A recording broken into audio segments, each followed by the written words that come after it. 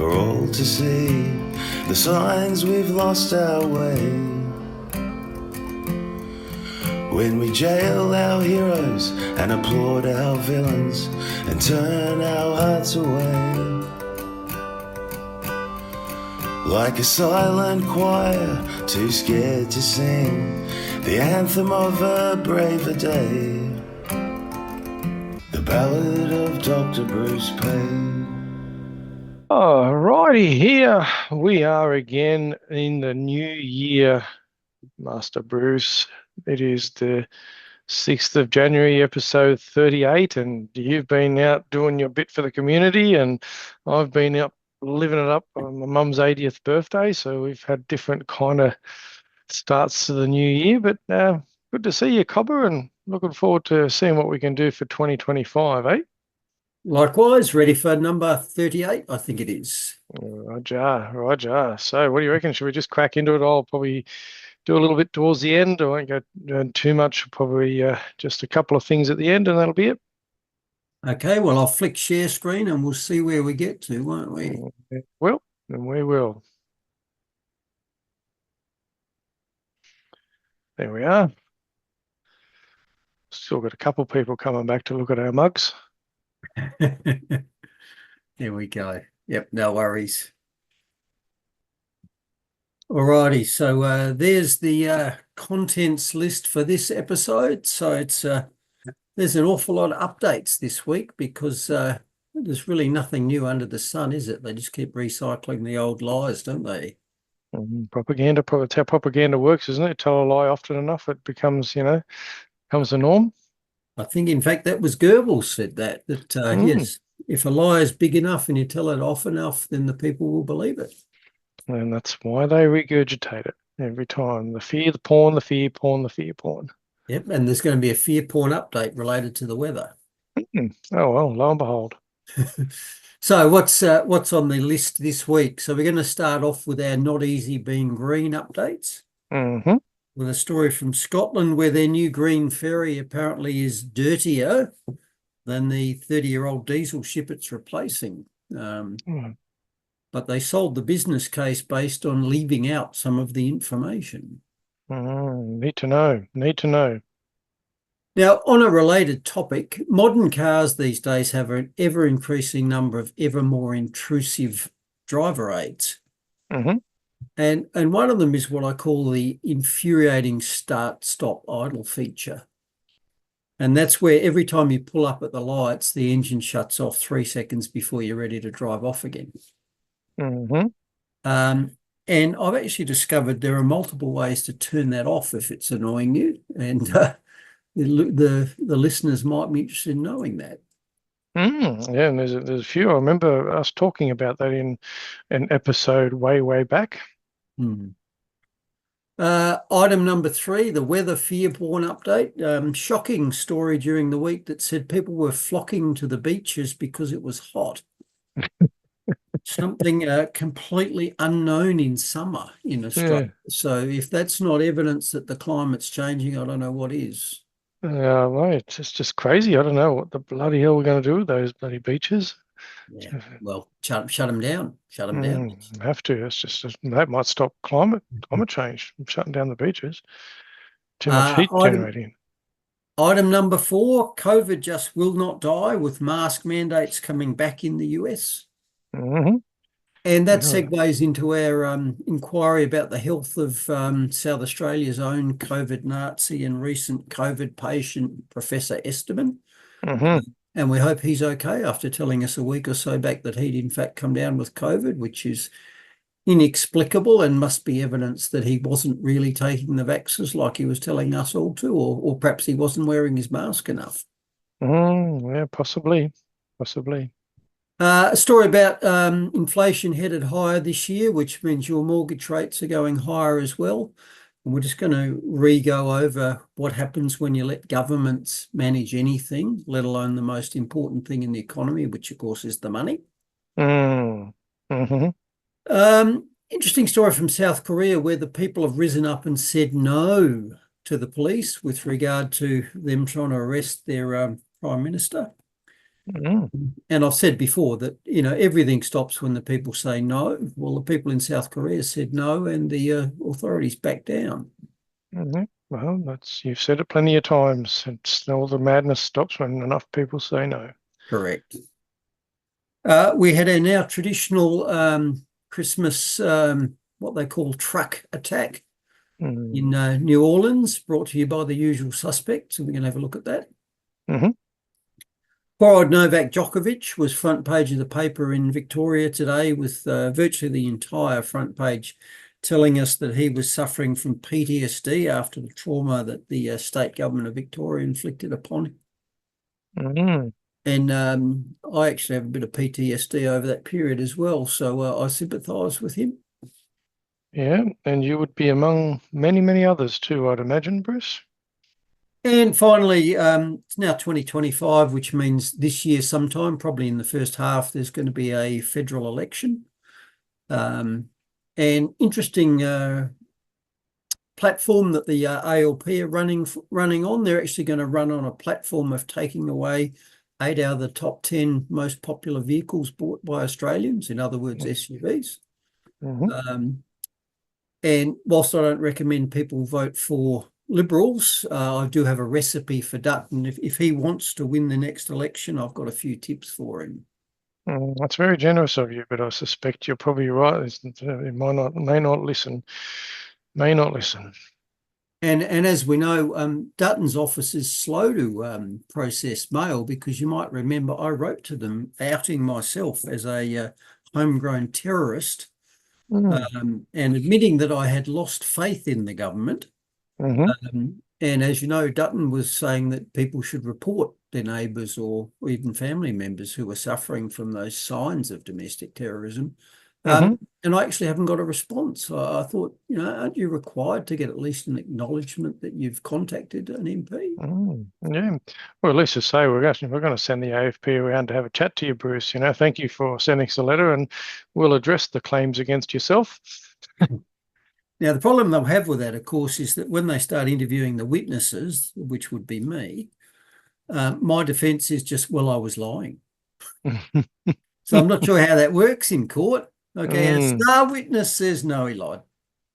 Yeah. Go figure. All good fun, isn't it? Yeah, well, I mean, why wouldn't you just, go toe the line with the AFP? They tended to do that quite well as well, amongst themselves, didn't they? Yeah, well, they do. They do sort of stick together somewhat, don't they? Even when their stories are proven to be impossible, they still seem to stick together, don't they? Birds of a feather, eh? Birds of a feather. All righties. There we go. Resume slideshow. So, first story of the week. Oops, gone forward one too far. Now, this was a little bit of a conundrum, because apparently the BBC is reporting that the new Scottish car ferry, which was purchased to come up with a greener option than the old diesel-powered ship, is in fact not greener. And that's obviously a concern, because that was apparently one of the main points in the business case for acquiring this new ship, is that in fact it was a greener option than the old diesel-powered ship. And this story says that the new ship not only emits more CO2 than the old ship, but when you start factoring other things in, like transporting the fuel by diesel-powered lorry, and methane emissions, and we know how important they are, in fact, the whole business case falls apart. Yeah. Well, it's starting to be the case with many of these things, isn't it? Even windmills and, nuclear, when they talk comparing nuclear and they're leaving out a certain information. Shocked, I tell you, shocked. So here's what they said in the report. They said that the business case for the ship, which was drawn up in 2014, told us it would emit 400 fewer tonnes of carbons per year than the old vessel. Instead, it actually turns out that that's not true, and it's going to emit 700 more carbons per year. And in fact, if you added in some of the uncounted numbers, such as methane, in fact, it's going to be 2,500 tonnes of carbons. And indeed, if you add to that the fact that the fuel for this new ship doesn't come locally, it has to be shipped from Qatar, it just gets worse. And in fact, it very much seems like the old vessel is far better. And I'll put a ring around that bit there about methane, because we've discussed in recent weeks how methane is the new bogeyman in terms of climate. They seem to have milked all the cattle for as far as they could for CO2, and now they're milking them for methane emissions, aren't they? Mm-hmm. And it turns out this ship actually produces methane emissions, and that's bad, because we know how dangerous methane emissions. And the science of that was this new fuel produces methane in the combustion chamber, and some of it doesn't burn and actually escapes from the engine. So it's not just producing CO2 in its dreaded exhausts, it's producing more methanes than the old ship was as well. So, yeah, this is a problem, no? Well, you'd think it would be a problem, seeing the way they're pushing to get rid of methane out of cow farts and burps, Bruce. And I think you're onto something there, because I think, as we've discussed in recent weeks, the solution to this is probably going to come from the Bovair company, because they're the experts in mitigating methane emissions from the burning of fuels, in their case from bovines burning grass. Well, I just wonder in this case whether they could sort of inject Bovair into the engines of this new ferry and mitigate the methane emissions that way. Yes, yeah, well, reduce the farting in ships. But if you read further into the BBC story, it's not just the methane. You see, there's another problem. And the problem is that the fuel that this new ship runs on, liquefied natural gas, actually has to come from Qatar. So it's got to be shipped from Qatar. But they can't actually offload it in Scotland, where this ship works. They've actually got to offload it at the other end of the UK in Kent, so the southern coast. Then they've got to truck it 445 miles up to Scotland using, horror of horrors, diesel-powered tanker trucks. And that alone more than 10x's the amount of carbons that are produced in transporting the fuel. Oh, you just can't make this stuff up. So when you add in all of the emissions, I mean, you and I don't believe emissions matter anyway, well, not in the way that we're told. But once you add them in from every source, the entire claim that the ship is greener completely falls apart. And that brings up what I call the where do you draw the box problem. And this scam is repeatedly used when they tell us that some new green technology, be it a green ship or a windmill or a solar plant or what else have we got? Electric vehicles in particular. Where you draw the box around the emissions from that piece of kit determines whether it's actually green or not. And in the case of this ferry, if you just draw the emissions box around the ship and ignore the transport of the fuel and the production of the fuel and all those sorts of things, you can probably conjure up some sort of calculation that says that it's green. But if you're honest about it and you draw the emissions box around the entire process, so you start at Qatar where the liquefied natural gas is put on a ship, you include the transport to Kent, and you include putting it on a diesel truck in Kent and then tracking it up to Scotland. So if you draw the box around the whole process, then the numbers start to fall apart. Absolutely. And this where do you draw the box scam / problem is very evident for electric vehicles as well. And so it's really easy to claim that your EV is a zero emissions EV if you only draw the box around the vehicle. You don't draw the box around the factory that made it. You don't draw the box around the mining that produced the materials, and you don't draw the box around the power plant that supplied the electricity.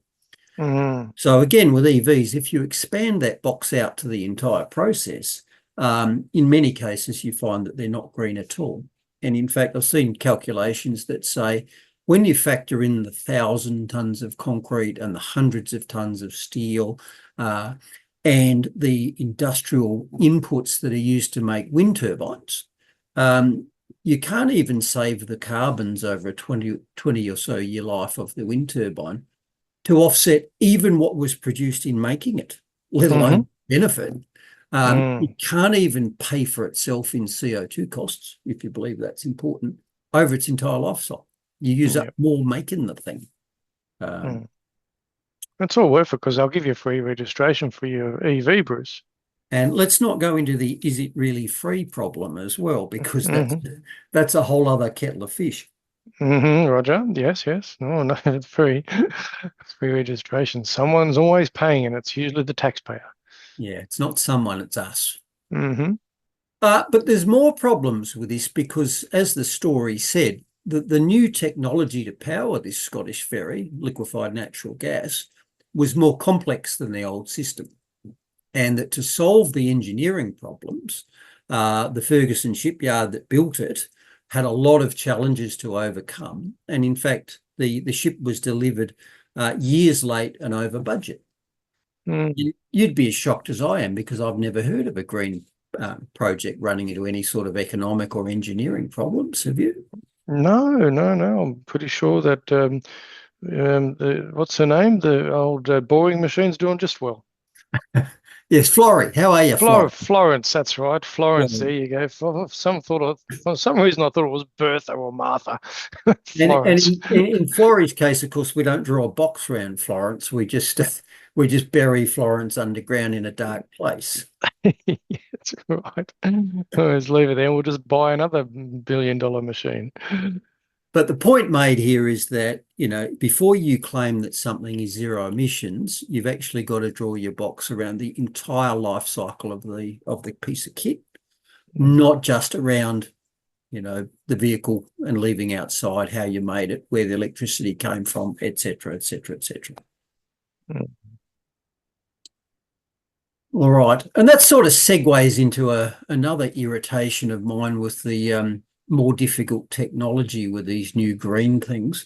And a few weeks back, we discussed this infuriating idle stop feature that has appeared as if by magic in just about every new vehicle that you buy now. And in fact, it suddenly appeared and was about as pervasive as those sign language waivers who've appeared in all of the heat warnings and the earthquake warnings and the tsunami warnings. Have you noticed, out of nowhere, you had the spokesman from the fire service telling you that tomorrow's going to be a bad fire day.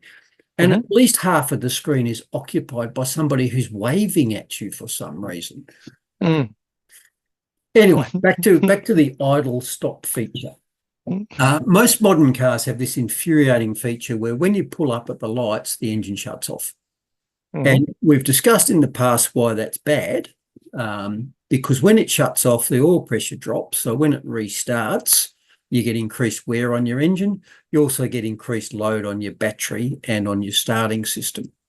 For me, whose majority of my running is what's called country running, there is no benefit to me whatsoever in having a 3-second stop in my engine on a 500-kilometre drive. All it does is mean that I have to buy a more expensive battery next time, I replace it. And I did that.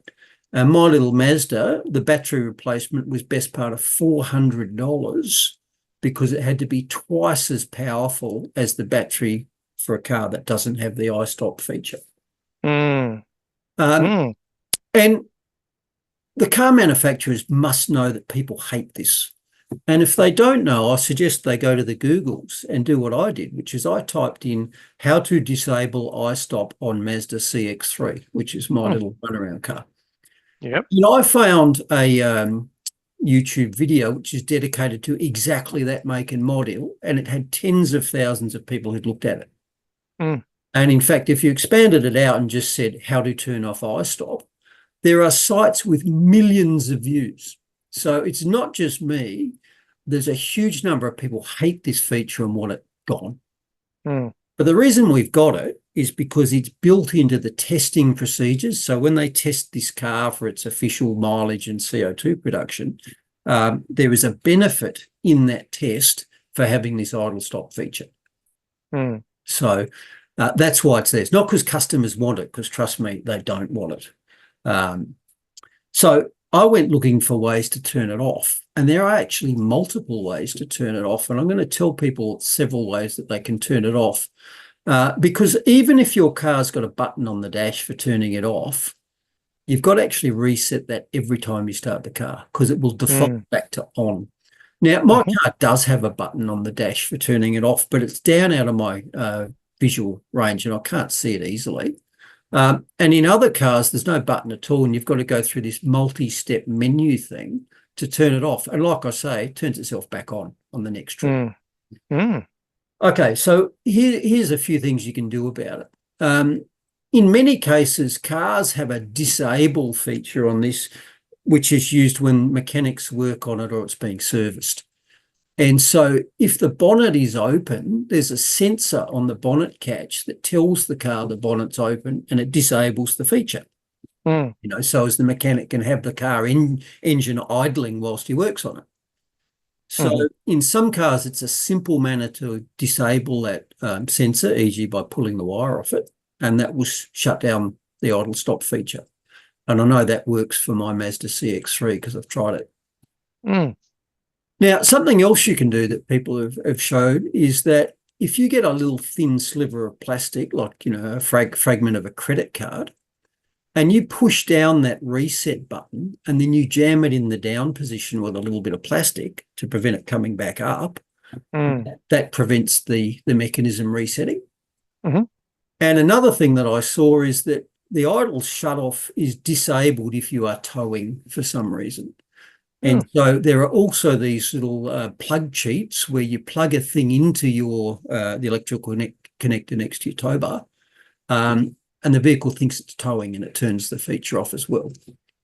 So there are multiple things you can do if this feature annoys you as much as it annoyed me. Yeah, fair enough too.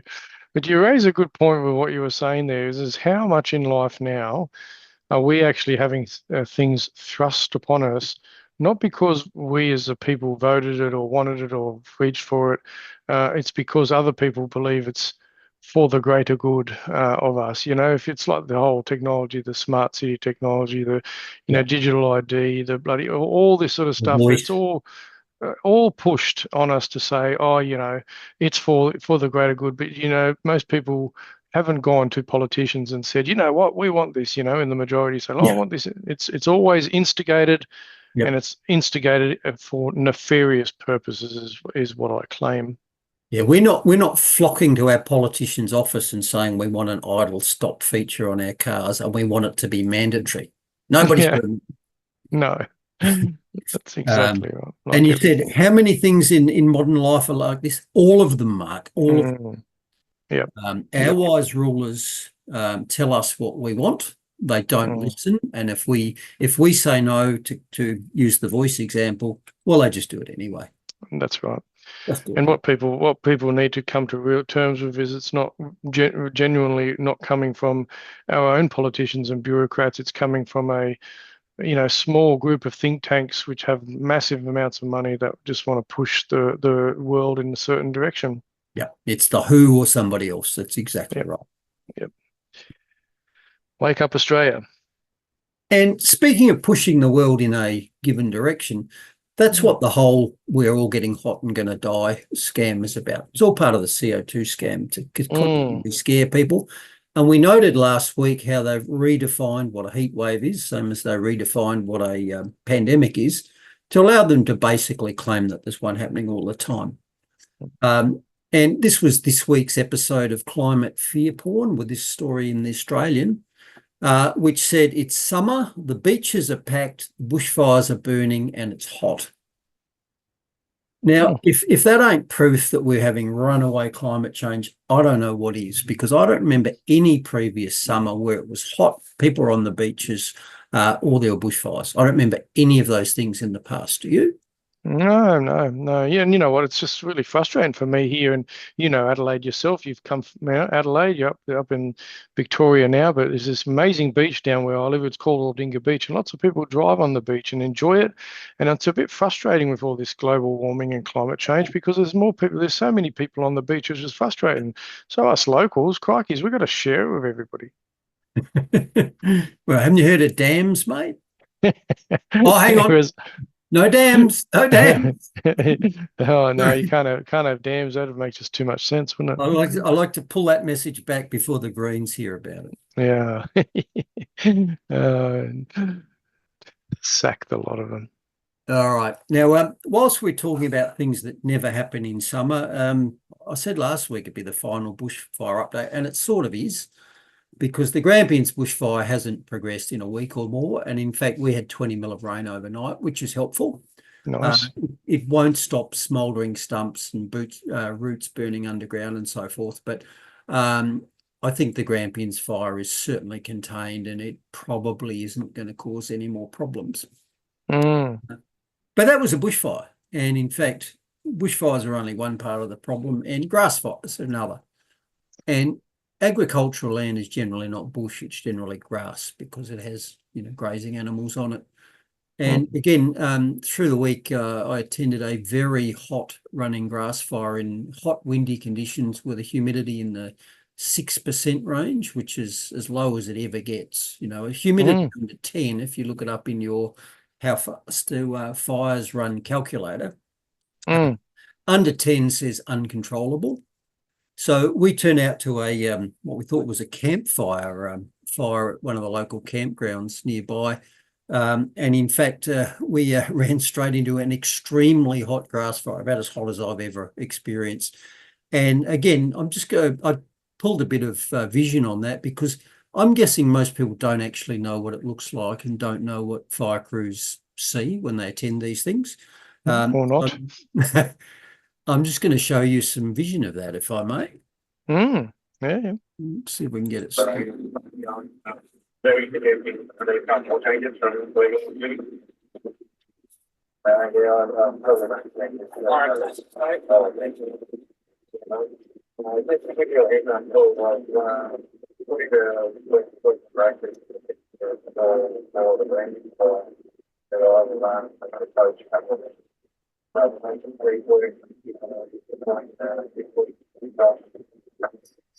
It sure is smoky.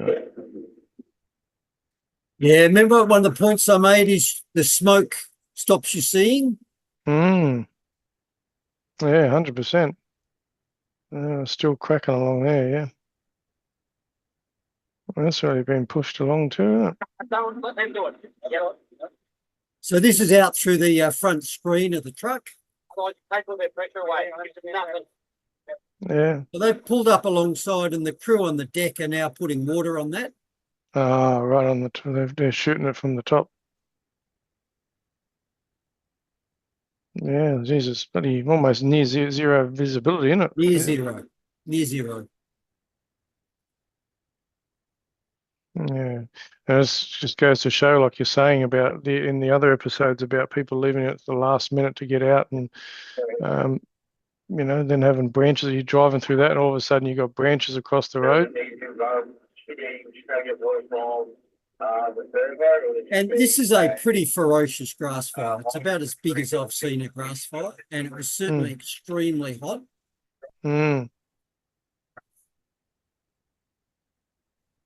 He told me that's pretty equal there at the moment. Still got some active fire heading towards Melbourne. So conserve your water on blacking out at this stage and hit any active fire. Up on the other side! All right, thank you. That's all happening. Offside!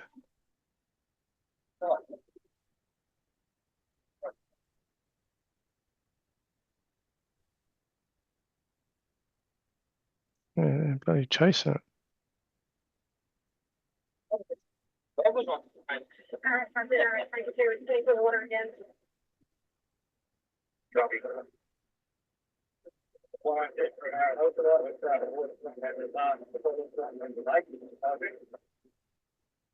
So you see a bit of wind just pushing it along there, aren't you? Mm. Just flipping over and over and over.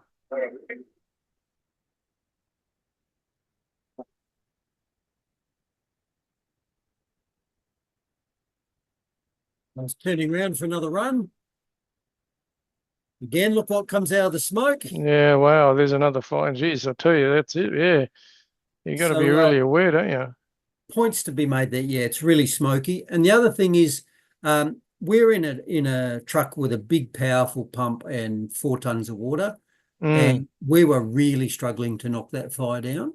So for all the people you see who stand on their roofs with a garden hose in shorts, thinking they can protect their property against fire, not a hope in hell. Yeah. We were putting out more than 500 litres a minute there, and we were just barely knocking it down. Yeah. So, yeah. That's a lot of a lot of pressure. Yeah. It's a lot. Unless you got a gurney on your roof, and yeah. Even that's not gonna cut it. You need at least a firefighter pump, and our trucks are like 50 or 80 horsepower pumps. Your little Honda's 5 or 6. Yeah, anyway, it's all good fun, isn't it? Yeah, well, credit to the people like yourself in the community that are out there fighting that for everybody else. And as I've said in the past, we're just concerned local citizens. This is how life used to be. The siren goes off, there's a problem in the community, we go out and sort it. Yeah. We're not professionals, we're not paid. We're just doing something that needs to be done. Yep. And if you're interested and you live in an urban fringe, go and talk to your local brigade that probably needs you. Yep. And it's great fun.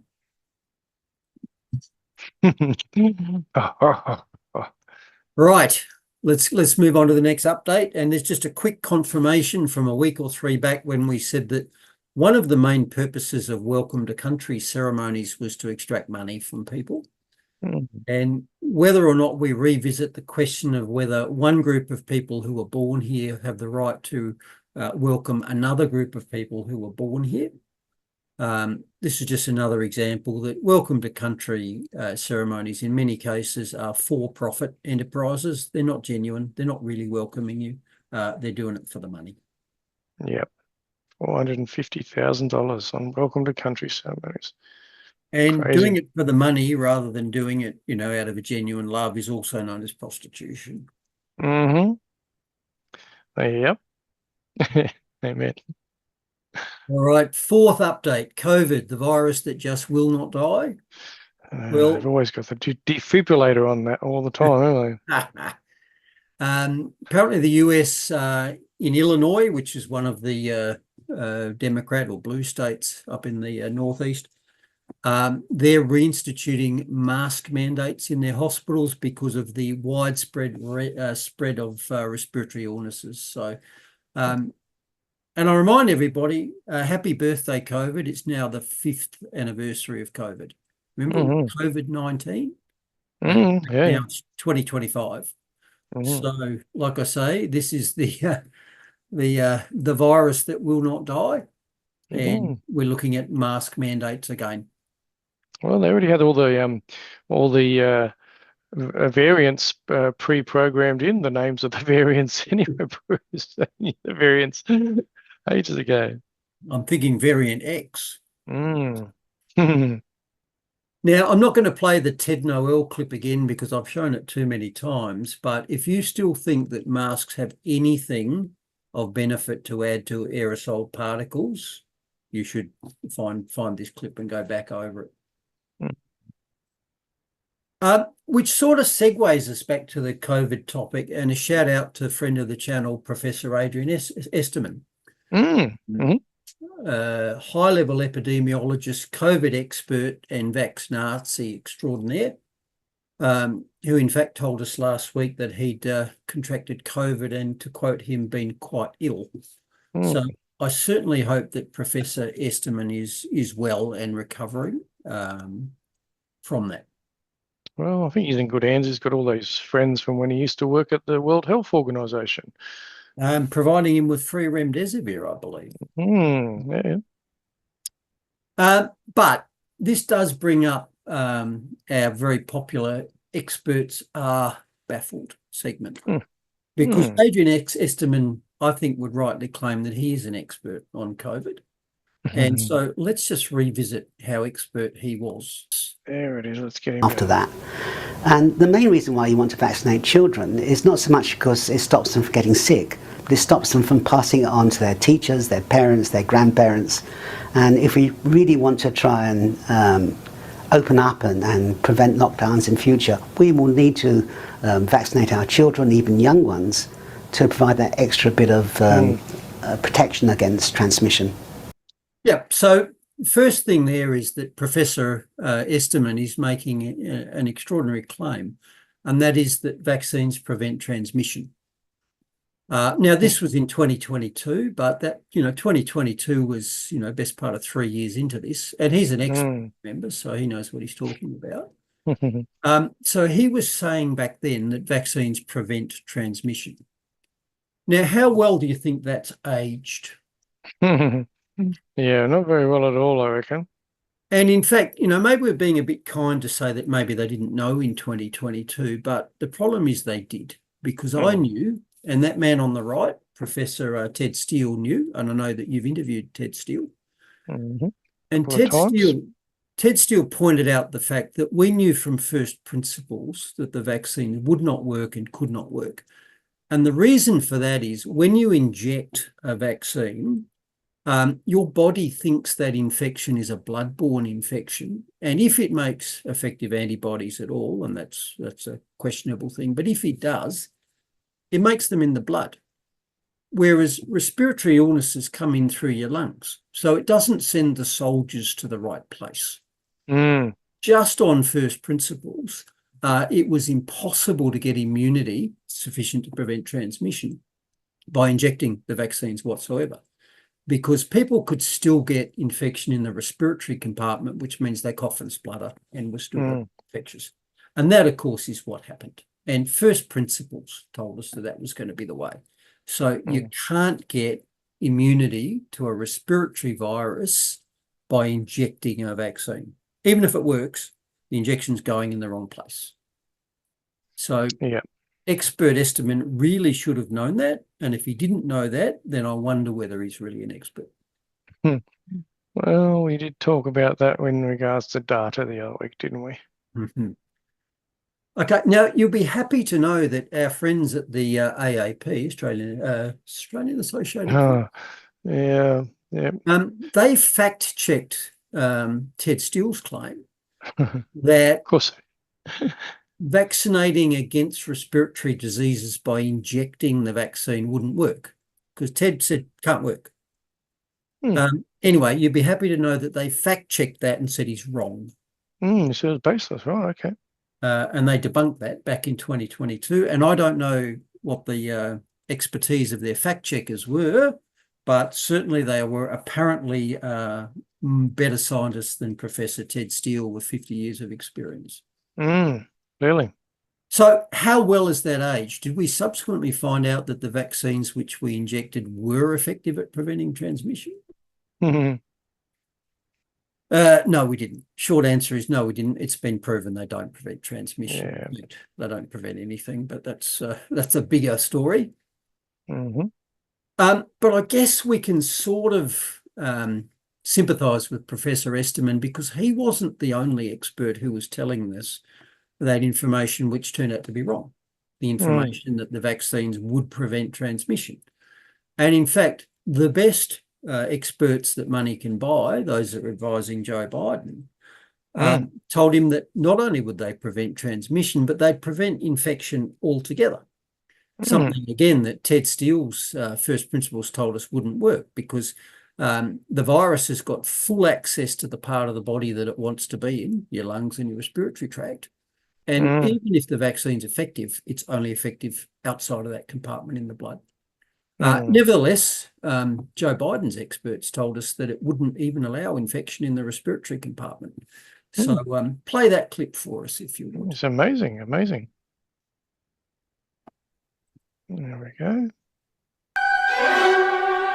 You're not going to get COVID if you have these vaccinations. The vaccine can stop the spread of these diseases. No excuse for anyone being unvaccinated. This continues to be a pandemic of the unvaccinated. This is really becoming a pandemic of the unvaccinated, and that means getting vaccinated, you can save yourself. These vaccines are highly, highly effective. And when people are vaccinated, they can feel safe that they are not going to get infected. Fully vaccinated people are at a very, very low risk of getting COVID-19. Even the best experts were telling us that you couldn't catch the disease at all, let alone spread it if you're vaccinated. So I guess we have to sympathise a little bit with Professor Esterman for being wrong, because he was wrong along with the world's best experts, wasn't he?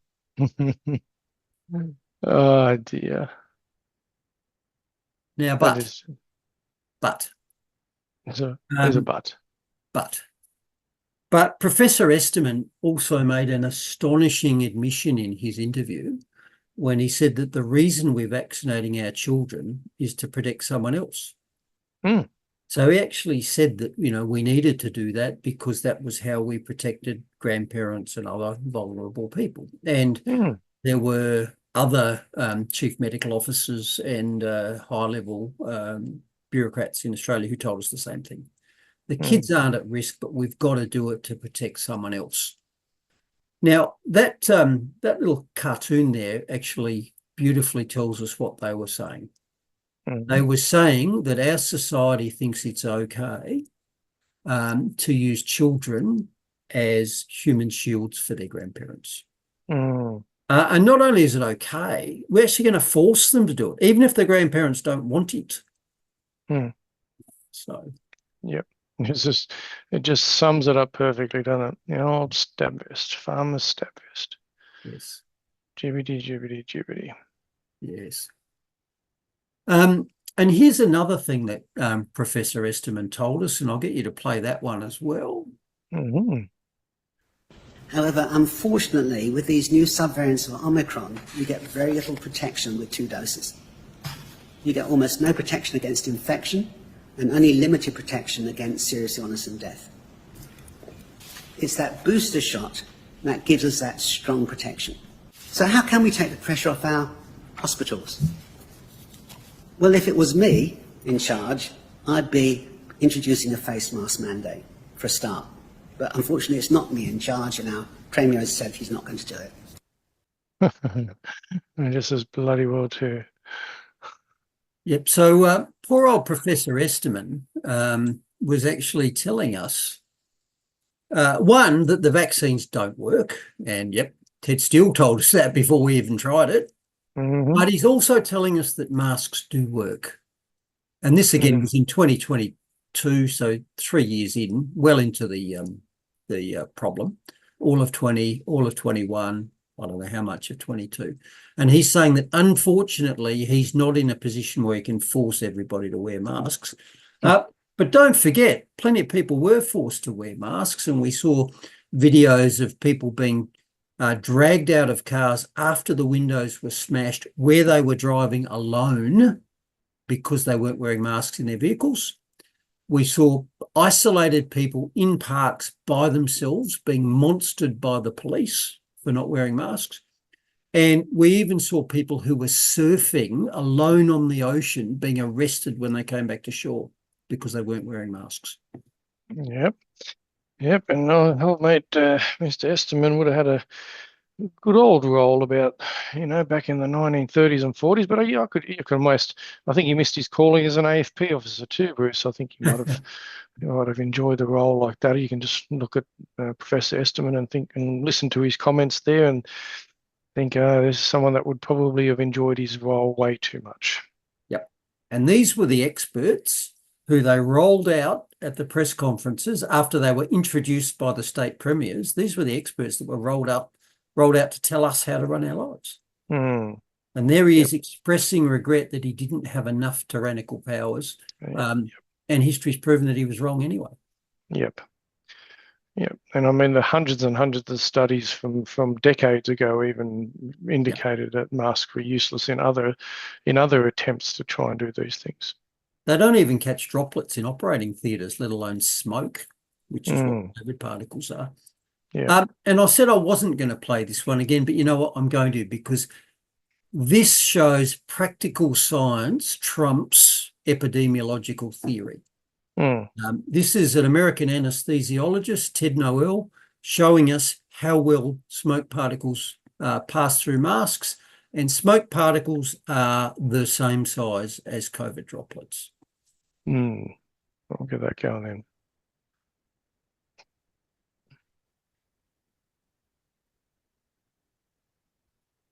So without further ado, let's cut to the chase and take a look at an ordinary surgical mask, and I'm using a vape. As you can see, that vape, which has aerosols the same size as COVID-19 or larger, goes through and around a surgical mask. Now, if we take a cup mask and have a good look at it, here we go. Notice it goes right through the mask easily and goes in every direction. The aerosol is not affected by the mask in any material. Now we look at a surgical mask with a foam strip to protect above and keep my glasses from fogging. Lo and behold, the aerosols go all around it. Has no effect on me spreading aerosols to you. Now a cloth mask I borrowed from my wife. Once again, here we go. Boom, straight through and around. It has no effect on the spread of aerosols. They go everywhere.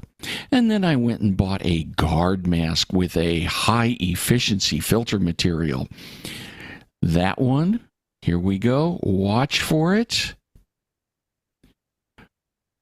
Through and around. It had no effect on the vape aerosol, which, remember, is the same size or larger. Now, I don't have an N95 mask. I have these shop respirators where they can put all kinds of things in them, but they're like an N95 because when you breathe out, everything goes out through a valve. Guess what? It might protect me from you. It sure isn't going to protect you from me.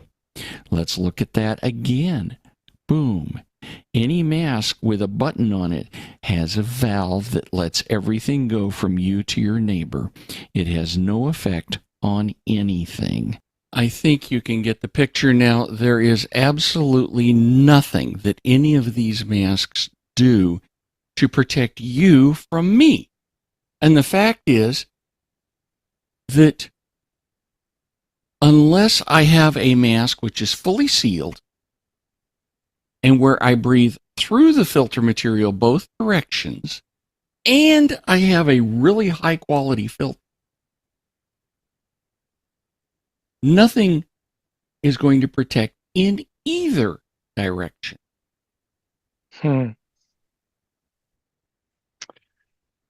It's gold, isn't it? So I don't know what it is about anaesthetists, but they seem to catch on to all the BS pretty early.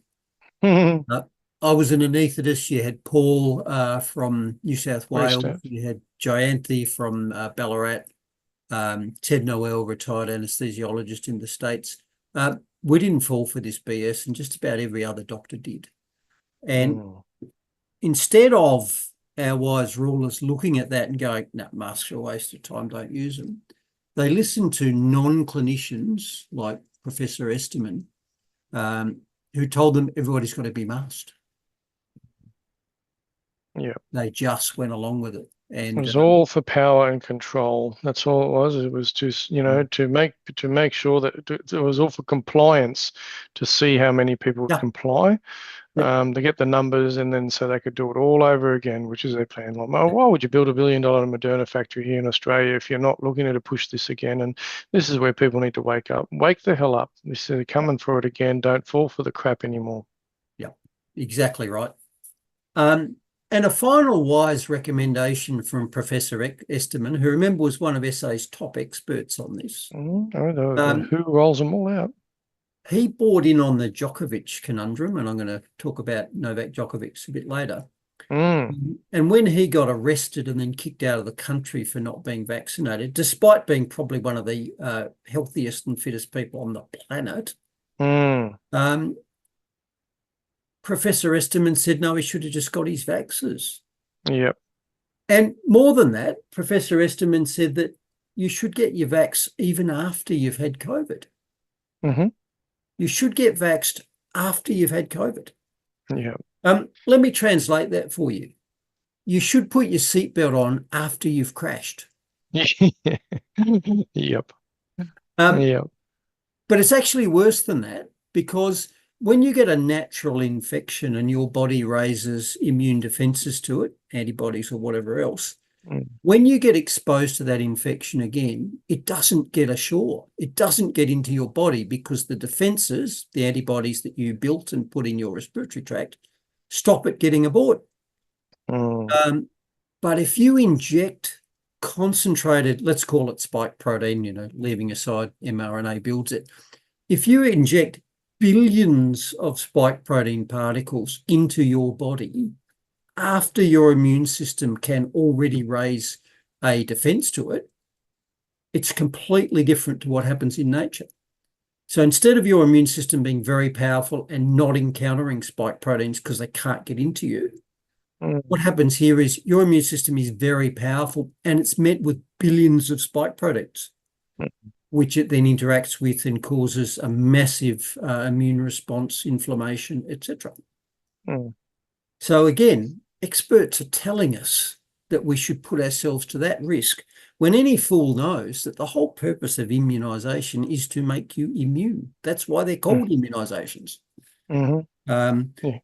No point in taking them afterwards, and in fact, a very possible downside in that you might get a massive response afterwards if you inject it into your body rather than letting your immune system kill it in your lungs. Anyway. Well, this is the whole idea, isn't it? Because, I mean, these people want to be and play God, and they say, well, their technology is better than their, well, for me, God created immune system. Yeah, your natural immunity, which is always, if you're a healthy person, that's you've got the best opportunity to fight disease, and then you build that up, and yet they want to undermine it. This is the whole thing by increasing the jab amounts and the fear and keep us locked down, wear us masks. Everything they do, every single thing that they've done and do is designed to wear down our immune system and wear us down emotionally and psychologically. Time to tell them to go and get stuffed. Yeah, well, I think you and I have been doing that for a while, haven't we? Yeah, yep. As many others. Hopefully, well, we've got to get that critical mass. Hopefully, buddy. Hopefully. All right. Enough of trusting the experts, or is it? This story about mortgage interest rates says that the average person's mortgage interest bill has tripled in the last few years after 12 rate hikes. And a question I've got here is, why is the government managing the price of renting money? Because you don't borrow money, you rent it. So who says the government has the power to tell me, dealing with a bank, what it should charge me for interest? Why do we have that? Why don't we just have a free market system where the bank decides what I should pay for my mortgage instead of breathlessly waiting for the announcement from the experts on high telling me what I have to pay for my interest rate? And we do this every month or two. Everybody breathlessly waits to see what their new price of money is, as deemed by, they say it's the Reserve Bank, but let's not continue the fiction that the government's not really behind it. The government creates and manages money. They're behind the interest rate. It's not a free market anymore. Yeah. Well, just proves it there, doesn't it? So I asked the question, why is it that the government gets to set the price of money? And to answer that, just got to quickly whip over some history that we did back in the old channel before we went big on Cafe Lockdown. So Aristotle told us, best part of 2,000 years ago, what money is. And money is something that stores value, transfers value, and measures value. I've translated his words because they're a bit complex. But yeah, something that can do those three things is money. And historically, credit probably came even before money. That's when humans lived in small bands, 100, 200 people. You knew everybody. And if you gave someone a fish, you remembered, and they owed you a fish. And later on, you get the fish back. So that was credit. So credit probably predated money in the history of things. The next thing that probably came was barter. That's where you simply swapped one item for another. And that again would only work in small groups, because you had to be in the same place at the same time with somebody who had the opposite of what you wanted. So, you know, I've got a fish, I want a ham. He's got a ham, I want a fish. You've got to be there in the same place at the same time. And that's called the coincidence of wants problem. You know, you couldn't use credit if you were bumping into somebody that you've never seen before and you've never seen again. So you've got to, in bigger societies, you actually swap value for value like that. And like I say, that was incredibly inefficient because you had to have the reciprocal needs and wants in the same place at the same time. Yeah. And so the next item that came was commodity money. That's where you put something in the middle of that transaction, which meant you could split that transaction in place and time. So the guy with the ham could get something else for it at one point, and the guy with the fish could get something for it at another time. And so they didn't have to be in the same place at the same time.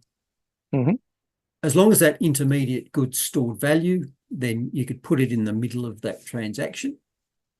And that intermediate good could be anything, you know, and the free market tried lots of things. It tried gold and wheat and shells and alcohol and shiny rocks and you name it. And so the free market experimented with lots of things that could function as that intermediate commodity money. And over time, it pretty much worked out that gold and silver did that job the best. The free market experimented and it said gold and silver's money. And from that flows, what does something need to be able to do for it to be called money? Well, it's got to be portable. You know, you can't use the Sydney Harbour Bridge as money because you can't take it down to the shops. It's got to be durable. You know, you can't use wheat as money because it might rot or be eaten. It's got to be divisible. And again, you can't use the Sydney Harbour Bridge as money because you can't split it up into little bits. It's got to be fungible, which means one bit is the same as any other bit. And finally, it's got to be scarce. So you can't use sand as money or gum leaves as money because there's just too many of them. And the exchange rate would be horrific. Yeah. So the free market worked out that the commodity, the thing that you stored your value in, was gold and silver. But gold and silver wasn't problem-free. It was heavy. People could steal it, etc. So people started leaving their gold and silver somewhere secure. And so you take your gold down to a place, let's call it the bank, and they'd give you a receipt. Let's call it a banknote. And then when you wanted to spend your gold and silver, you go back to the bank, give them the receipt, and they'd give you the real money back. And then over time, people just stopped bothering to go down to the bank, and instead they just exchanged the notes. The bank notes had the value. But remember all along, there's no intrinsic value in a piece of paper. That was a certificate or a receipt. The real value was in the thing in the bank, the gold and silver. And that's why, for example, the British currency is called the pound, because originally it was a pound of silver. And so as long as that item that you're using to store the value is a real thing with real value, that you have to put real work into getting, then it self-regulates. You don't need a government to manage the supply of it. So in the case of gold and silver, it's a real thing. You have to spend work to dig it up to create it. And because of that, you know, if too many people are panning for gold, there's too much gold, the value goes down, some of the people stop. And so if your commodity money is a real thing that requires work to produce it, then it self-regulates. And using that over time, this self-regulating monetary system meant that the value of money was stable for centuries. And average inflation rates were less than or around 1% a year, literally for many hundreds of years. For that reason, it's self-regulated. If there was too much money, people stopped making it because it went down in value. So it's self-regulated. But that all changed in the Western world in the early 70s when Nixon said that money no longer represents gold and silver. Money just represents the paper, the dollar. And so Nixon famously divorced the US dollar from gold and silver back in 1973, I think it was. And he did that so he could just print paper to pay for the Vietnam War because he wasn't going to win the next election if he put taxes up. And so money was no longer something that was real, that had value in it because it was work stored in it. It turned into fake money that was guaranteed not by the work, but by the government, or as Nixon said, by the full faith and credit of the US government. So it's backed by nothing except the honesty of the government, or to simplify that, it was backed by nothing. Yep. Because once governments could print money without having to work for it, they did. And they've been doing it since the 70s. And since the 70s, the US dollar's lost 95% of its value because governments just keep printing too much of it out of thin air. And it just steals value from the existing currency, same as counterfeiting does. And that, by the way, is why counterfeiting is illegal, because it steals value from the existing currency that you and I have. And so if you look on that graph, you've got relatively stable value of the pound for, what's that, 1750, 160 years, didn't really change much. And then in 1950s, and in fact worse from 1970s, money could just be printed, and now inflation has taken off because governments can't help themselves. When governments can print free money, they do so. And this circles back to my original question, which is, why the hell is the government managing money, and why the hell has the government got the power to set the value of money? And the answer is because they print it. So government printing money causes inflation. And inflation is the value of the money going down. It's not the prices going up. And so every dollar that governments print puts upward pressure on prices, causing prices to rise. And at some point, societies break down if prices rise too fast. So the governments, rather than stopping printing money, what they do is they clamp down on the existing money that you and I want to use, not their money. So governments keep printing as much money as they want, but to damp down on how fast prices rise, it makes it harder for us to use money. So the interest rate is the price that you pay to go and rent money from a bank. I've said it's rental, not borrowing. So they can keep printing at gay abandon, and they put a lid on rising prices by making it harder for you and I to access money. That's the whole point of controlling interest rates, and that's why governments do it. If money was real and it was self-regulated by embedded work, this wouldn't happen. And so next time you see a story that says, well, cost of living's up, prices are going up again, I just want you to mentally invert that. The cost of the beer hasn't gone up. The cost of the coffee hasn't gone up.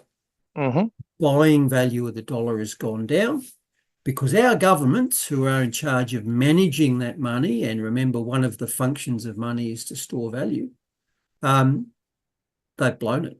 It doesn't store value, and it doesn't store value because of their actions. The coffee costs more because the money buys less, not because the coffee's more valuable. We did that. We did that in a show a while back. All right, next update, the People Say No update.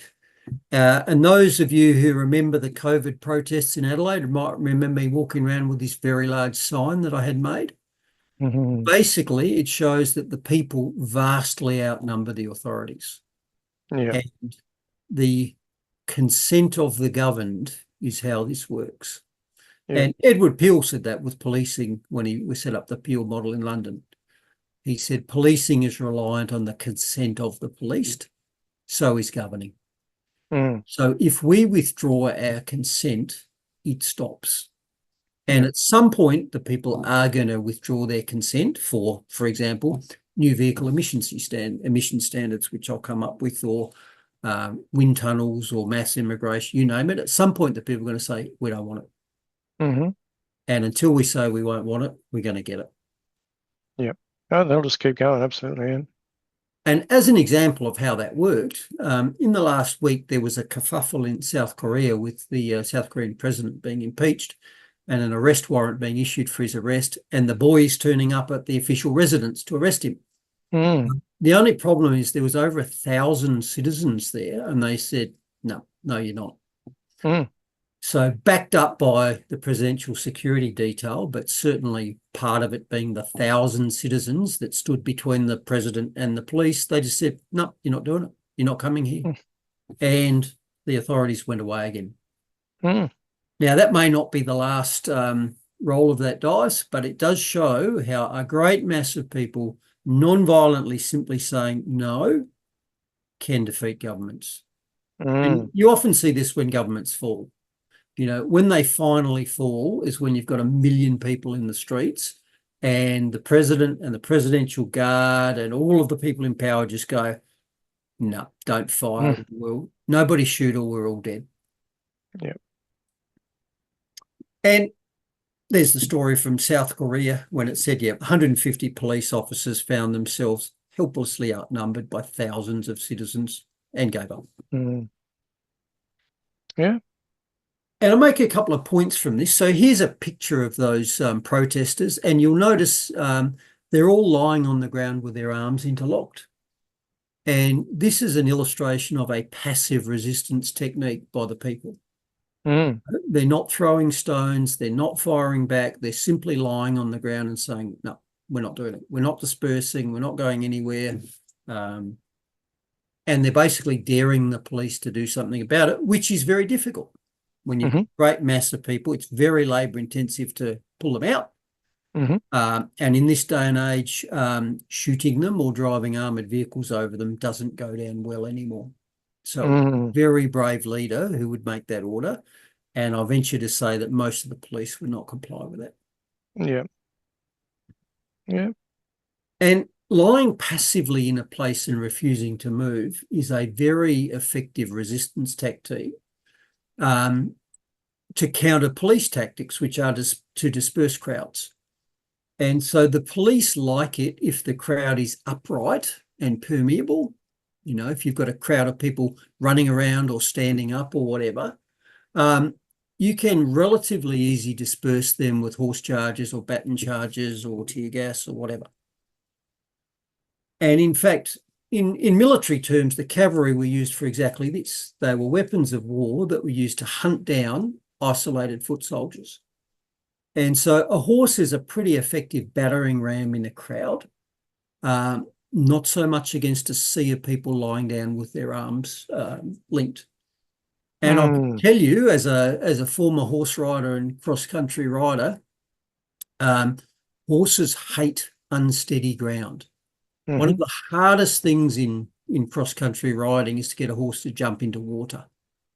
Because the horse knows that water might be infinitely deep. Might be 1 inch deep, it might be 50 feet deep. So it's very hard to get a horse to jump into water because it's an insecure surface. And you get the same thing if you've got a mass of people lying on the ground, you know, a sea of rolling bodies. Very hard to get a horse to enter that because they just don't know where to put their feet and they're scared of it. And I thought this was an interesting picture. This came, I think, from London during the BLM riots. And so you've got there a number of cavalry attempting to menace the foot soldiers. And in a shout out to Brett Weinstein's complex systems model, and complex systems throw up unexpected or emergent behaviour. You can't always predict what's going to happen. So here in London, as part of the Green Dream, they've rolled out huge numbers of electric bicycles. And of course, that's happening in Australian capital cities as well. And the protesters have thrown them on the ground in front of the police horses. And trust me, police horses aren't going to want to stand on electric bicycles either. It's a completely new emergent phenomenon that's arisen. And it just shows how hard it is to predict complex systems. Things happen that you really couldn't have guessed. Who would have guessed that putting electrical bicycles in London would result in them being used as an anti-police weapon? Let's go figure, eh? Interesting, hey? It's just sort of improvising. Yes. Well, that's right. Irregular warfare, isn't it? That's what people will have to start doing with those robot dogs that they're going to put out in the streets everywhere. Yeah, interesting. All right, moving right along. This is our latest diversity strength update with the now traditional Christmas market attack perpetuated in a Western city by a Muslim, let's call them terrorist. And question is, why does this particular religion seem so compelled to do this? Because I don't remember Jews doing it. I don't remember Christians doing it. I don't remember Hindus doing it. And yet it seems to be a very common feature of Islam. And indeed, it's very common amongst recent converts. It seems to be almost a rite of passage. And we know that the attack in New Orleans was carried out by a recent convert in the name of Islam because he told us so. He flew an ISIS flag on his truck and he left a manifesto. So as Christopher Martinson says, when your enemy tells you what they're about to do, believe them. Yeah. So he told us why this was, although the police immediately came in with the usual, we don't know why this happened. Yeah. Now, something interesting, the vehicle chosen here was an electric vehicle. It's an electric F-150, and it was rented. And that was a rather interesting synergy because on the same day, an electric vehicle which was rented was used to carry out another terrorist attack nearby in Las Vegas. And you might remember this Tesla was driven up to the front of the Trump Hotel in Vegas and ignited. Now, there are a number of odd things about this, odd coincidences. And one of them is that the driver of this, we are now told, was a former Special Forces operator who was highly experienced with explosives. Nevertheless, the explosives he chose for this attack included fireworks and barbecue gas bottles. I would have thought a professional explosive expert could have done a bit better than that. We're also told that he shot himself before the explosive was detonated, and the question is, how did that happen? And if indeed he'd rigged up some sort of time delay, one, why did he bother? And two, again, if he's skilled enough to set up a remote det or a time delayed det, couldn't he build a better bomb? So some odd things there. And even also the fact that it's a Cybertruck, because they're like solid, like built really well. And from what I understand, it was all enclosed. So like it's strange. And Musk made that point. He said most of the blast went upwards, which may have reduced casualties. And as you can see, the glass is still present in the doors there. So more of an arson attack than an explosive attack. Yeah. But you know, it's just odd. It doesn't all really add up there, does it? No. Well, I've said this before, Bruce, and you know, people can always challenge everything. I genuinely believe it goes much deeper than the whole. Russia, Ukraine, Israel, Palestine, Islam. I personally believe that there's cogs much higher up than that are causing the division, and I in a lot of this stuff I see false flags, but that's other people can kind of unpack that more. And isn't it sad in this modern day and age that whenever we see something like this, we simply don't believe what the authorities tell us. And we just go, okay, what really happened? And that's what the show's about, isn't it? Exactly. That's exactly right. And another interesting thing is, okay, let's say this guy really was, looking to make a political statement by setting a bomb off in front of Trump Tower. Don't you think he would have chosen a less conspicuous vehicle? What's the chance that he's in traffic somewhere and a motorcycle cop or someone pulls him over and says, "Oh, I've never seen one of these. Can I have a look?" And in the back he goes, "Well, hang on, what's this bomb?" What's in there? Yeah, that's exactly right. So And again, if this was carried out by a professional operator, why would you take that sort of risk? And again, it smells. It really just smells. Yeah, 100%. And I mean, I'd have to look into it a bit further, but I thought I heard rumblings that both vehicles were hired from a similar, from an agency, same agency or something like that. From what I heard murmurings, I'd have to look into it a bit more. But and both soldiers had worked at the same base, and yeah, there was odd stuff going. Interesting number of coincidences, weren't there? Yep.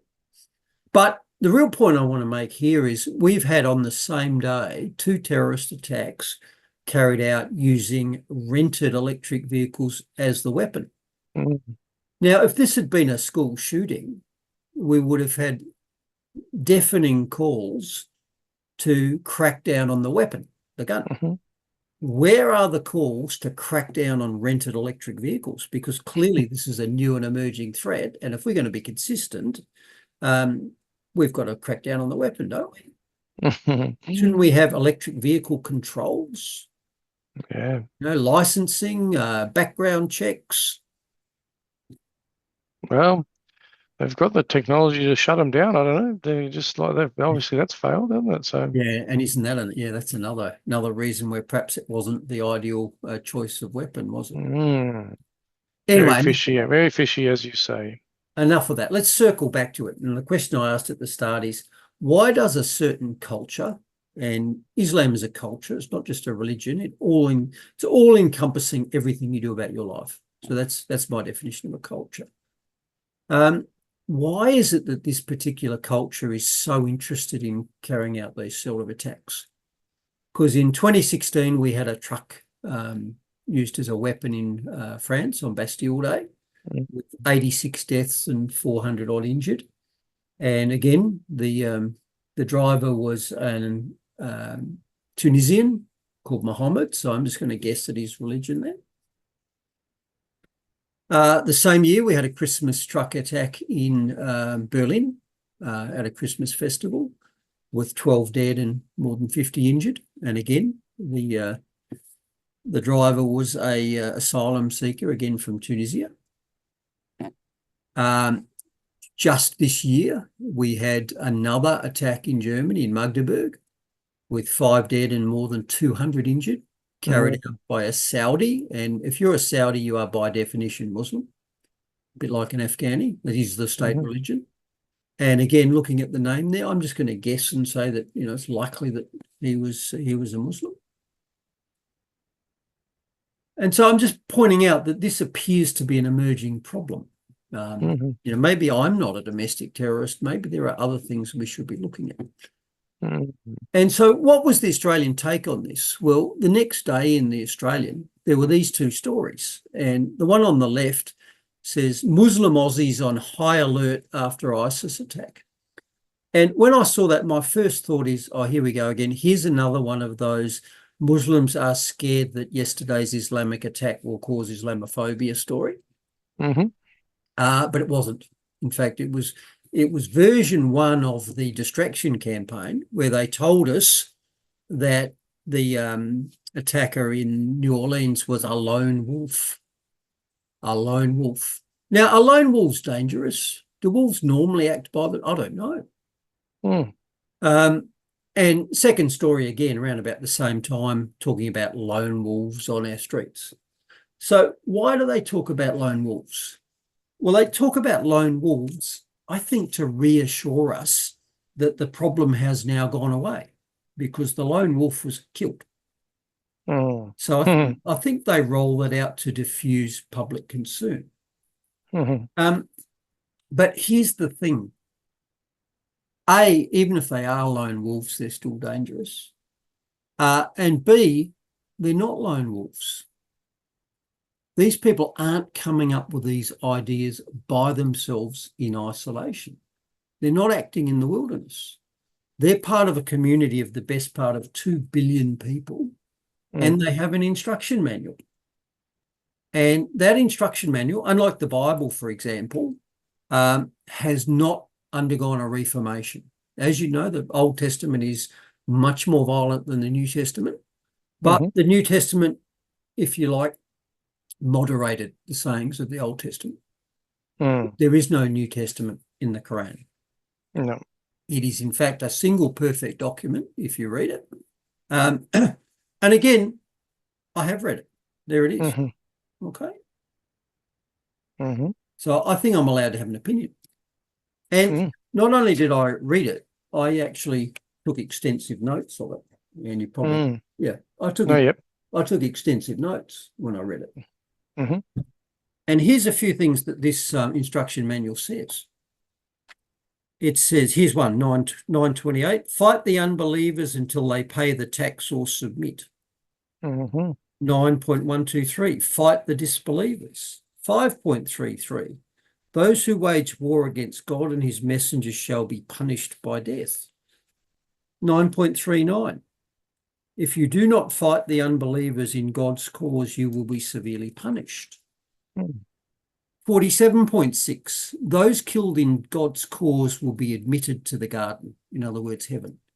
And this is often a motivation. You know, you have somebody whose life is basically going out the toilet. What better than to end it a bit early and end up in paradise? 60.1, do not take unbelievers as allies or friends. And look, I could go on and on. Like I say, I've read it, I've taken notes. And the point I'm making is maybe this word Islamophobia is a made-up word as well. Maybe we have good reason to be concerned about what this document says. Because if this was a terrorist manifesto written by someone else, it would be very concerning. I still think it's very concerning. And as you know, the Islamic population in Australia and throughout the West is growing. And there's a clear arc between the size of the Islamic population in your country and the degree to which they expect the existing population to comply. And when you get between 5 and 10%, which Australia is approaching, you get massive friction, and we've seen that. And when you get above 20%, you get revolution, and that's where every Western country is heading.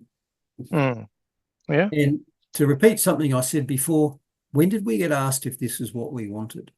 I don't remember. Well, it all traces back to the whole idea of Australia being multicultural, Bruce. Yes, not multi-ethnic. And Islam is a culture, and I would argue it is an incompatible culture in many ways.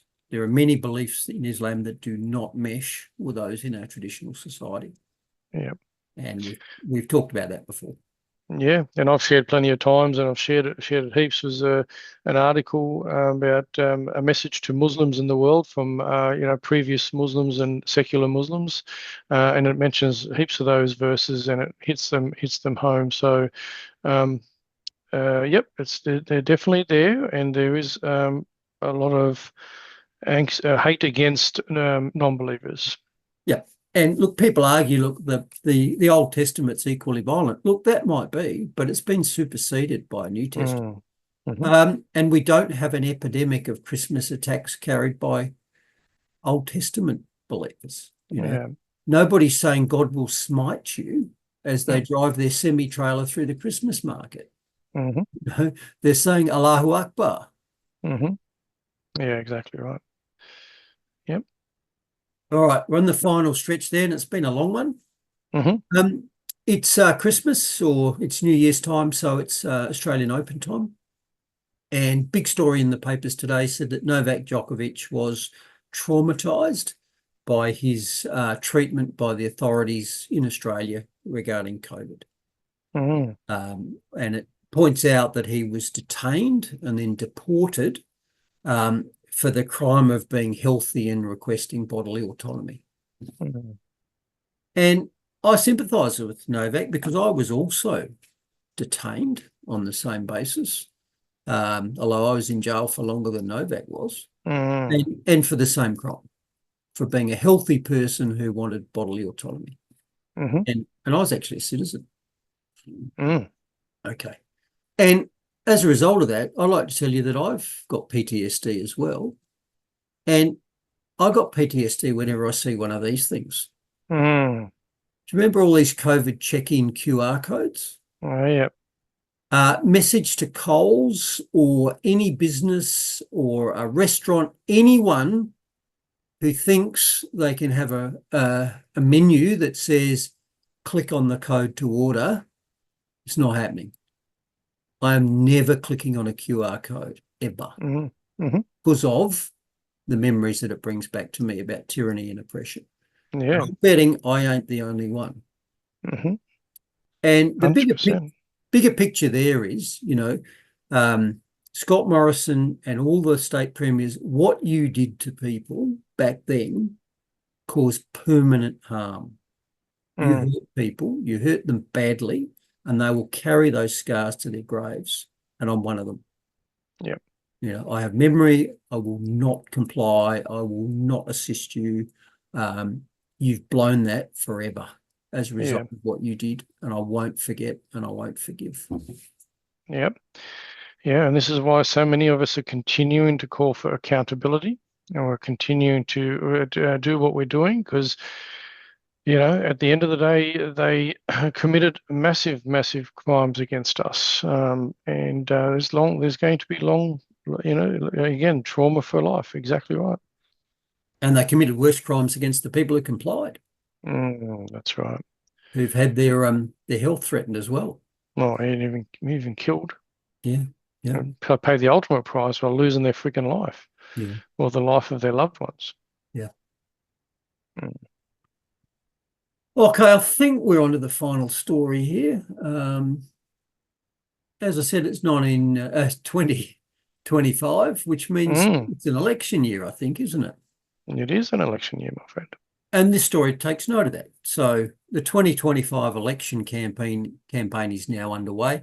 And look, refresh my memory. Is it got to be held by April, May, June? May, I think, from what I've heard. Yeah. Okay, so we're within a few months of a federal election. Okay, so what platforms are the major parties going to be running on? Here's one thing that I want voters to think about. Because Albo's government this week has rolled out the NVES, the new vehicle efficiency standard. And the NVES is a electric vehicle mandate. Well, there's that word again, mandate. Don't put a QR code up as well, or I'm out of here. And it's a carbon tax by stealth. And note the Orwellian doublespeak in this Labor Party advert. So the NVES, which basically is a tax on traditional vehicles, it's going to give us more choice. So making the vehicles we love more expensive gives us more choice. And it saves us money. So making the vehicles that we want to buy more expensive is going to save us money. That's a magnificent piece of Orwellian doublespeak. On which topic I hark back to probably the master of this, which was Dictator Dan. And do you remember him giving his press conferences with the logos behind us, where we're telling us we're all going to be locked up again, saying that staying apart keeps us together? Yeah. George Orwell, where's Johnny Larder, could not have made this up. Well, Albo's government, as of the 1st of January, so several days ago, has announced that they're going to make the cars that Australians want to buy more expensive to save us money. And let's look at some details. So anytime you go and buy a new car these days, there's a sticker on the windscreen that looks like that. And that tells us the consumption of fuel according to a standardised test, and also the production of carbons according to a standardised test. And as an example, that D-Max, which is a representative example of one of the vehicles that Australians like to buy, and it really is, because 8 of the top 10 selling vehicles in Australia are tradie utes or SUVs. 8 out of 10. 80% of the cars that are sold in Australia are in that sort of category. Okay. Now, the current DMAX, according to their standardised tests, produces 207 carbons. Now, the new National Vehicle Efficiency Standard is basically going to look at how many carbons your car produces, and then it's going to multiply that by the number of those cars that that manufacturer sells, and it's going to come up with a penalty system. So if they're selling cars which produce above the limit, there'll be a fine imposed on the manufacturer, and if they're below, there'll be a credit. And so notice that they've set the existing limit just above it. So for 2025, your DMAX is okay because it produces 207 carbons and you only get penalised at 210. But note how fast those numbers change. So 2026 down to 180, and in fact, by 2029, in 5 years, they halve the allowable carbons that that car can put out. And remember, combustion engine cars are what's called a mature technology. We're already pretty good at making these things and making them efficient. So to say that we want to double the efficiency of these cars in 5 years cannot happen. You would be lucky to get a 5% improvement because it's all at the margins now. We're just about as good at making these things as you can be after 100 plus years. Yeah. Nevertheless, the government says that in 5 years, we've got to work out how to halve the emissions from your DMAX, or the manufacturer is going to get penalised for selling it to you. Now, clearly that cannot happen. So what's going to happen here is it's going to become impossible for you to buy those vehicles because the manufacturers are going to be selling them at a loss. And in fact, if you've wondered why just about every new SUV or trader ute is a hybrid now, and in fact, far as I can tell, every single vehicle in Toyota's range except the Land Cruiser is a hybrid. That's why. So this government mandate is basically pushing people in the direction of hybrids and then to follow that, EVs. Yeah. And to reinforce just how draconian that is, you know, they're not actually trying to make our cars more efficient. They're trying to get rid of them.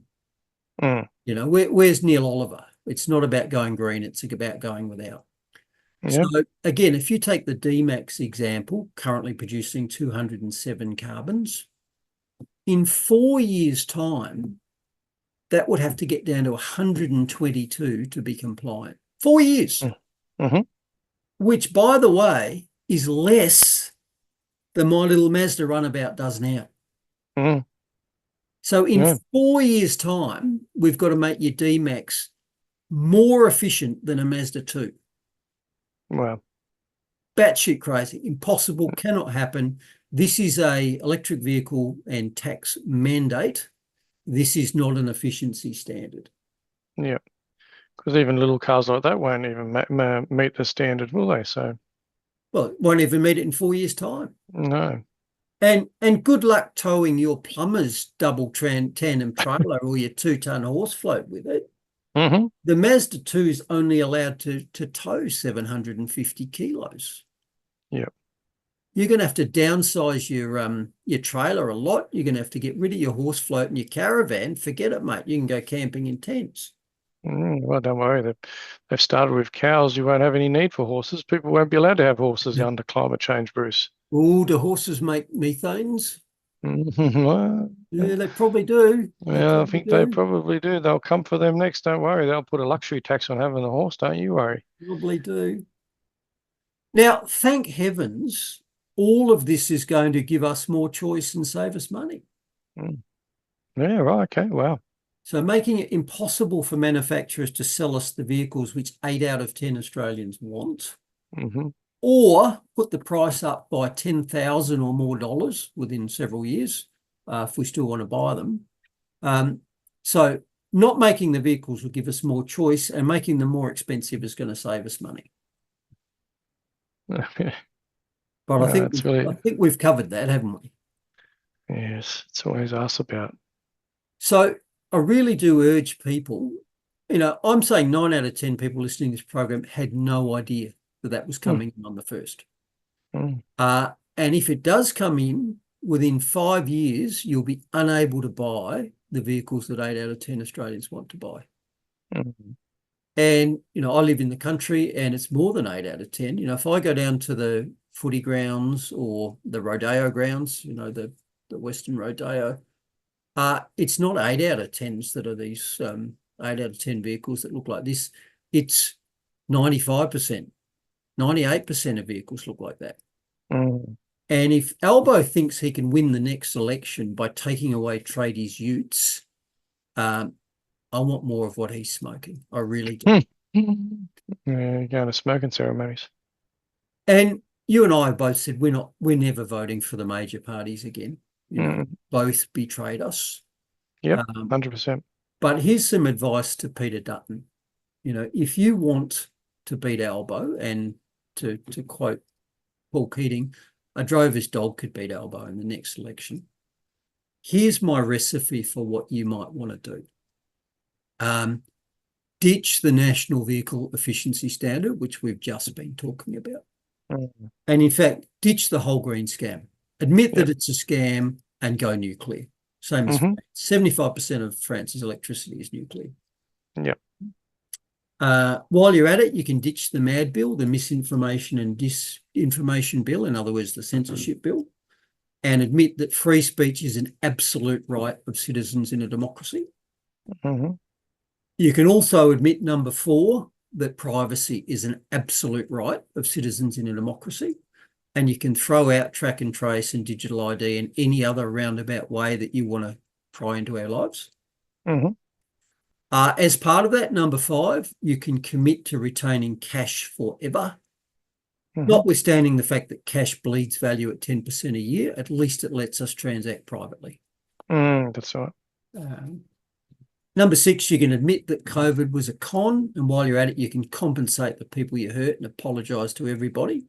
If Kevin Rudd could stand up in Parliament and apologise to Aboriginals long dead, how about standing up in Parliament and apologise to all the citizens who were hurt and damaged through the COVID era? Number 7, you can admit that multiculturalism is dangerous and has failed, and that countries can only have one culture, and if you have more than one, you've got more than one set of rules and you get accidents. Diversity divides. The clue is in the name. Yep. Related to that, you can drastically cut immigration. 1 million people are coming into Australia per year, putting enormous pressure on infrastructure that we cannot meet. It's all part of the population Ponzi. And many of those immigrants come from cultures that are at least different, if not incompatible. And I ask anybody, when's the last time you went into a service station and the person behind the console was not Indian? I think it's years in my case. In my little local servo here in Western Victoria, there's an Indian behind the console. And they might be nice people, maybe they are. That's not the point I'm making. The point I'm making is we have changed the culture rapidly and radically without consulting us. And finally, number 9, and this applies probably to all of those things, how about just get the hell out of my life? Leave me be, don't manage me, don't rescue me, don't tell me what to do, don't mandate anything. I'm an adult, I'm a competent citizen. How about you just leave me alone? That's my prescription. You got anything else to add? No, I think we're ticking on a bit. I was really only just going to chuck in there about the election. I've covered that. And no, you have. And I was just going to reaffirm the fact that, Liberal and Labor, Greens, Teal, all of those Nationals, they're not the answer for our country moving forward. We definitely need some competent politicians, not career politicians, people that are going to put their hand up at the next election. And there's definitely going to be a lot of choice, I think. But I just, to all the parties that are out there, and look, it's good that Gerard Rennick and the Libertarians are debating and doing this, a few months out from a possible called election to find some middle ground, because I do really think that the parties, whether they be Even here in South Australia, you've got the trumpet of patriots that have come. That used to be part of the AusFed party, and so many others that are creeping up for the election. You need to remember and consider that you have to be the viable option for the next election, because every single other party, legacy political party, is no longer an option for the betterment of this country for the people. So you people need to get your shit together is pretty much all I'm saying, Bruce, is that they need to juggle this out, whether it be openly online debating, whether it does need to have a bit of argy-bargy, but you've got to come to some common ground and be able to come to that election as a joined force. None of this freaking squabbling and carrying on. You need to just decide what policies that you're going to be agreeing on to come in, and that you're going to undermine what these people are trying to do with our life. And that's kind of all I'm going to say is, like I said, got a lot of time for Gerard Rennick, got a lot of time for even some of the candidates that are running for the Libertarian Party. But you need to get this shit sorted, because we don't have the time to be distracted and allow the legacy parties to make you look like idiots, and that you can't even get your shit together. And divide and conquer. So let's just divide and conquer. Absolutely. We need a coalition of freedom parties. Mm. And for people who say, it doesn't matter, we're only going to get one or the other, I reference you to the influence that the Greens and the Teals have. They very often hold the balance of power, if not in the House, then at least in the Senate. 5 or 6 senators in Australia, independents, basically have veto power over everything either government does. Mm-hmm. And there is huge value if we could get 2, 3, 4 freedom senators.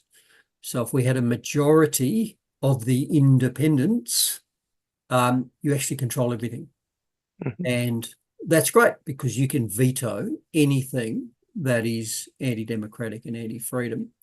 And as an example, pick Ron Paul in the United States. When he got elected in the US government, he said, here's my platform. I will never vote for anything that increases the size of government. That was it. Yeah. And he didn't. Yeah, no, absolutely. Yep. And hey, absolutely. How about that for a platform? What's your party platform? We will never vote for anything that increases the size of government. Yeah, that's a nice platform. I like that. It's simple. Yeah. Yeah, no, totally agree. And the last thing I'm going to do, and I'm going to speak about it a bit more during the week. Anyway, I'm just going to quickly share this. And this is really talking about something that's been ongoing for a while. So it's January, as people know. Australia Day is on the 26th of January. And as we know, the Adelaide Hills Council has chosen to dig their heels in. So they're actually holding a citizenship ceremony on Friday the 24th, so going against what a lot of the people in the community in the Adelaide Hills have said.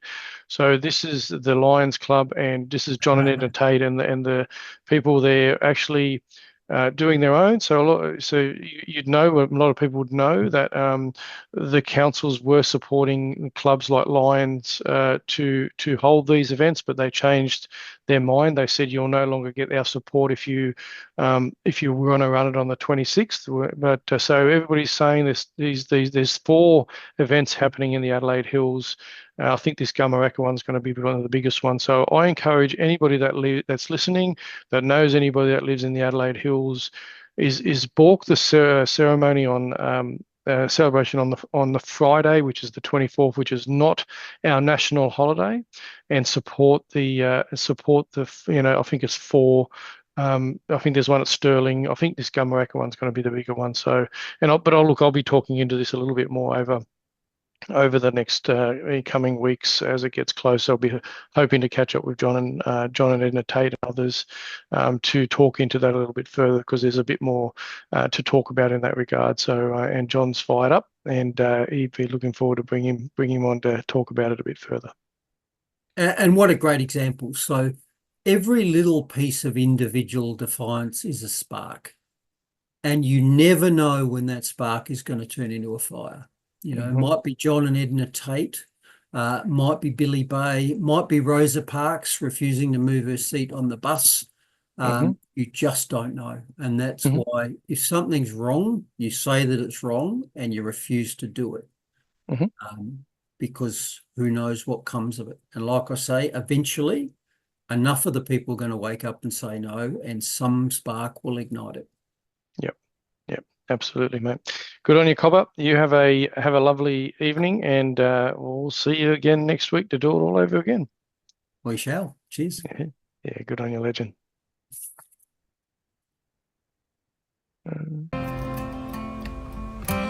To fight again for that already burned, he was driven towards the flames.